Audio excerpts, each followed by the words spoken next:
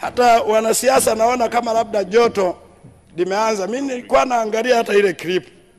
Nikawa namwangalia mdogo wangu Gwajima hapa askofu. Labda kuna joto jimboni, maana ile press mimi sikuielewa. Na niwaombe wanasiasa, tunaporudi kwenda kuchaguliwa, tukisimama majukwani, tuahidi vitu tunavyoviweza. Mkiahidi vitu vikubwa ambavyo haviwezekani, matokeo yake mwishoni mnaanza kutafuta huruma ya wananchi. Mimi nakaa Mikocheni. Tunasubiri kwenda Japani kwa Gwajima.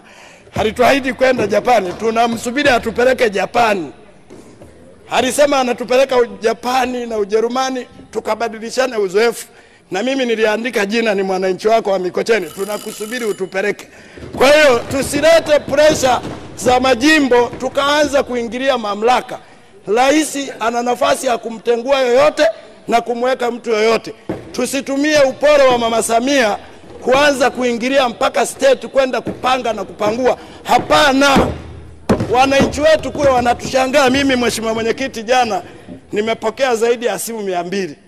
Wanasema kesho mambo ya ndani. Hatutaki kusikiliza chochote, hata kituo cha polisi usiombe. Hata gari usiombe. Watie moyo polisi, watie moyo vyombo vya ulinzi na usalama. Tunataka kuishi kwa amani.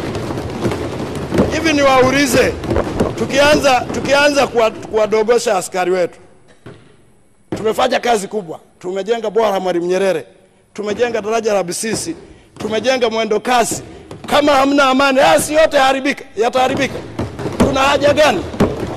Nchi yetu tunaitengeneza, kuna watu wanakesha hawalali kwa ajili yetu. Sisi tunapiga tai, tunabadilisha simu, kuna watu wanashinda na mabunduki huko kufikiria sisi tunaamkaje.